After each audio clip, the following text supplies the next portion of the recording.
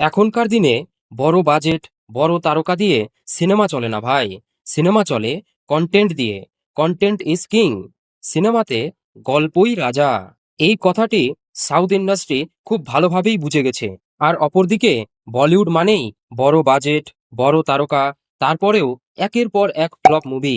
দেখে মনে হচ্ছে তাদের মধ্যে একটা কম্পিটিশন চলছে যে কে কত বড় ফ্লপ মুভি দিতে পারে। কিন্তু সাউথ ইন্ডাস্ট্রি দেখিয়ে দিয়েছে শুধু গল্প আর আবেগ দিয়ে কিভাবে দর্শকদের মন জয় করতে হয়। দক্ষিণ ভারতের সিনেমা মানেই অ্যাকশন, স্টাইল আর মাস এন্টারটেনমেন্ট। উদাহরণস্বরূপ পুষ্পা, বাহুবলী, কেজিএফ। এই সিনেমাগুলো দর্শকদের টেস্ট ও মনোরঞ্জনকে নেক্সট লেভেলে নিয়ে গেছে। এক সময় ছিল যখন ভারতীয় সিনেমা মানেই বলিউড, কারণ সেই সময়ে বলিউডে একের পর এক দুর্দান্ত সিনেমা তৈরি করত। আর সেই সিনেমাগুলোর না তো ডিরেকশন খারাপ ছিল, না স্টোরি টেলিং। তবে গত কয়েক বছরে এই প্রবণতা একেবারে বদলে গেছে। এখন বেশিরভাগ ভারতীয় দর্শক বলিউড সিনেমার বদলে সাউথ ইন্ডিয়ান সিনেমা দেখতে বেশি পছন্দ করছে, কারণ তাদের মতে বলিউড সময়ের সাথে সাথে নিজেকে উন্নত করতে পারেনি। যেখানে south cinema story telling, direction, কাজের প্রতি ডেডিকেশন থেকে শুরু করে ভিজুয়ালাইজেশন পর্যন্ত প্রতিটি ক্ষেত্রে অসাধারণ কাজ করছে। তাহলে কি বলিউড সত্যি সাউথ সিনেমার থেকে পিছিয়ে পড়ছে? তাহলে কি ভবিষ্যতে সাউথ সিনেমাই ভারতীয় সিনেমার মুখ হয়ে উঠবে? দেখে তো তাই মনে হচ্ছে। চলুন আজকের এই ভিডিওতে আমরা এই বিষয়ে আলোচনা করি। তো বন্ধুরা, এটা তো আপনারা জানেনই যে এই ওটিটি ও সোশ্যাল মিডিয়ার যুগে কন্টেন্টই রাজা, মানে কন্টেন্ট ইজ কিং। আজকের দর্শক সেই সিনেমা বা সিরিজই দেখে যার কন্টেন্টে সত্যিই জোরদার কিছু থাকে। এখন ধরুন আল্লু অর্জুনের পুষ্পা ও পুষ্পা টু সিনেমা, যার কন্টেন্ট এতটাই ফেনোমিনাল বা চমৎকার ছিল যে গোটা ভারত জুড়ে শুধু এই সিনেমারই আলোচনা হচ্ছিল। আর এর গানের ওপর সবাই নাচ করছিল। মনে আছে তো? ডেভিড ওয়ার্নার থেকে শুরু করে অনেক বড় বড় ফেমাস ক্রিকেটাররা এই গানে ডান্স করেছে। আর এর ডায়লগগুলো তো মুখে মুখে ঘুরছিল। পুষ্পা নাম শুনকে ফ্লাওয়ার সমঝে ক্যা, ফায়ার মে ওয়াইল্ড ফায়ার। শাহরুখ, সালমান, অজয়, অক্ষয়, রণবীর, বলিউডের এই সুরমাদের দিন কি শেষের পথে? তাহলে কি সিনেমার জগতে বলিউডের রাজত্বের দিন ফুরিয়ে এলো? অন্তত আজকের দিনে দাঁড়িয়ে এটা তো একটু মানতেই হয় যে বলিউডের খারাপ সময়ের শুরু হয়েই গেছে। যেমন ধরুন দক্ষিণ ভারতের সিনেমা বলিউডের বাজারে ঝড় তুলে দিয়েছে। উদাহরণ হিসেবে ধরুন পুষ্পা টু। এই তেলুগু সিনেমাটি যা বিভিন্ন ভাষায় ডাব করা হয়েছিল, তার হিন্দি ভার্সন মুক্তির প্রথম দিনই 72 কোটি টাকার ব্যবসা করেছে। এটা বলিউডের বড় বড় হিট সিনেমার প্রথম দিনের আয়ের থেকেও অনেক বেশি। যেমন জওয়ানের প্রথম দিন 65 কোটি, পাঠান প্রথম দিন 55 কোটি, অ্যানিম্যাল প্রথম দিন 54 কোটি। অর্থাৎ বলিউড যে হিন্দি ভাষার ভরসায় ছিল, সেই ভাষাতেই এখন দক্ষিণের সিনেমাগুলো রাজ করতে শুরু করেছে বস। এখন প্রশ্ন হলো, বলিউড কি এই প্রতিযোগিতায় টিকে থাকবে, নাকি দক্ষিণের ঝড়ে একেবারে হারিয়ে যাবে? পুষ্পা টু মুক্তির প্রথম দিনই ওয়ার্ল্ড ওয়াইড 50 কোটি টাকা আয় করেছে। আর এখানেই বলিউডের সিনেমাগুলো যেন একেবারে হারিয়ে গেছে। আপনি জানলে অবাক হবেন, বিশ্বব্যাপী প্রথম দিনের সবচেয়ে বেশি আয় করা সিনেমাগুলোর তালিকায় কোনো হিন্দি সিনেমার নামই নেই। এই তালিকায় পুষ্পা 250 কোটি টাকা আয় করে শীর্ষস্থান অধিকার করেছে। RRR 222 কোটি, বাহুবলী 214 কোটি, কালকি 182 কোটি, সালার 165 কোটি। এমনকি দ্বিতীয় দিনেও পুষ্পা টু একই ট্রেন্ড ধরে রেখেছে।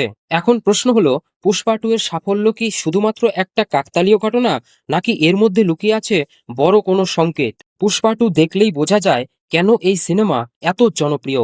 সিনেমার হিরো আল্লু অর্জুন, যার অ্যাকশন, স্টাইল এবং ডায়লগে শুধু দক্ষিণী নয়, হিন্দি ভাষার দর্শকরাও মুগ্ধ। কিন্তু অবাক করা বিষয় হলো, সিনেমায় আল্লু অর্জুনের আসল কণ্ঠস্বর নেই। তার ডায়লগ হিন্দিতে ডাব করেছেন শ্রেয়াস তালপারে। অথচ শাহরুখ, সালমান, অজয়ের মতো বলিউড তারকাদের সাফল্যের পেছনে তাদের কণ্ঠস্বর বড় ভূমিকা রাখে। এমনকি আল্লু অর্জুন যখন পাটনায় হিন্দি ভাষার ট্রেলার লঞ্চের সময় ডায়লগ বলছিল, সেটাও দর্শকদের এক্সাইটমেন্টকে নেক্সট লেভেলে পৌঁছে দিয়েছিল। সিনেমার হিন্দি ডাবিং আল্লু অর্জুন নিজে করতে পারেনি, তবে হিন্দি দর্শকেরা এ বিষয়ে কোনো আপত্তি করেনি। এটা দেখেও বোঝা যায় এই সিনেমার প্রতি দর্শকদের ভালোবাসা কতখানি।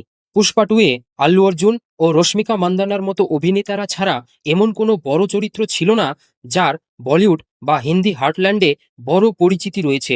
তবুও দর্শকরা এই বিষয়টিকে গুরুত্ব দেয়নি, শুধুমাত্র তাদের অ্যাক্টিং স্কিলের জন্য। পুষ্পা টুয়ে গানের হিন্দি ভার্সনের ক্ষেত্রে বিশেষ কেয়ার করা হয়নি। দক্ষিণ ভারতের চলচ্চিত্র নির্মাতারা এটা ভালোভাবে বুঝতে পেরেছেন যে গান শুধুমাত্র শব্দ অনুযায়ী অনুবাদ করলে চলবে না, গানে থাকতে হবে আবেগ, গানের আত্মা, এবং সেই অনুযায়ী কাজও করতে হবে। পুষ্পা 2 স্পষ্টভাবে দেখিয়ে দিয়েছেন যে হিন্দি ভাষার দর্শকরা এখন এমন কন্টেন্ট চাইছেন যা আগে কখনো দেখেননি। তারা এমন গল্প খুঁজছেন যা লার্জার দ্যান লাইফ হবে, পুরোপুরি অরিজিনাল হবে। হ্যাঁ, জওয়ান ও পাঠান হিট হয়েছে, তবে এটা অস্বীকার করার উপায় নেই যে তাদের স্টোরি টেলিং এবং প্রেজেন্টেশন দক্ষিণ ভারতীয় সিনেমার প্রভাব থেকেই এসেছে। তাহলে হিন্দি দর্শকেরা কেন অরিজিনালটাই দেখবে না? পাঠান ও জওয়ান ছাড়া রিসেন্টলি বলিউডে এমন কোনো অভিনেতা নেই যে যিনি পরপর 2টি সুপারহিট সিনেমা দিয়েছেন। কার্তিক আরিয়ান ভুলভুলাইয়া 2 এর মতো হিট সিনেমা করেছেন ঠিকই, কিন্তু সেই হিট এতটাও বড় নয় যে বাহুবলী, RRR, পুষ্পা এর কাতারে রাখা যায়। অক্ষয় কুমার গত 2-3 বছর ধরে একটি হিট সিনেমা দেওয়ার জন্য লড়াই করছেন। অজয় দেবগনেরও একই অবস্থা। দৃশ্যম হিট হয়েছে, কিন্তু এটাও আসলে দক্ষিণ ভারতীয় একটি সিনেমার রিমেক। কন্টেন্টের ক্ষেত্রে দক্ষিণ ভারতীয় সিনেমা হিন্দি সিনেমার তুলনায় 100 গুণ এগিয়ে রয়েছে। বলিউডের দিগ্গজরা এখন নিজেদের টিকিয়ে রাখার জন্য দক্ষিণী সিনেমার মশলা এখন হিন্দিতে আনছেন। এই প্রক্রিয়া শুরু হয়েছিল অনেক আগেই, যখন বক্স অফিসে ব্যর্থ সালমান খান তার দ্বিতীয় ইনিংসের জন্য তেলুগু সিনেমা পোক্রির রিমেক ওয়ান্টেড তৈরি করেছিল। এছাড়াও অর্জুন রেড্ডির রিমেক কবির সিং অক্ষয় কুমার রাউদি রাঠোরের মাধ্যমে তার ক্যারিয়ারকে ঝলমলে করে তুলেছেন।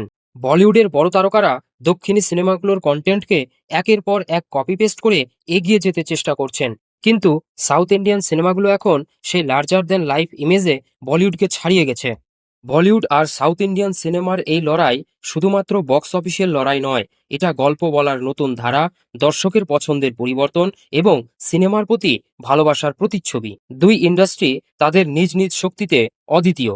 সাউথ দেখিয়ে দিয়েছে কিভাবে নতুন কন্টেন্ট দিয়ে দর্শকের মন জয় করা যায়, আর বলিউডের আছে সেই আবেগ এবং স্টারডাম যা প্রজন্মের পর প্রজন্ম ধরে মানুষকে মুগ্ধ করেছে।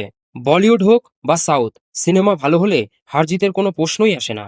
তাহলে শেষ কথা হলো, বলিউড আর সাউথ ইন্ডাস্ট্রির মধ্যে বিজয়ী কে, সেটা ঠিক করবে আপনার পছন্দ।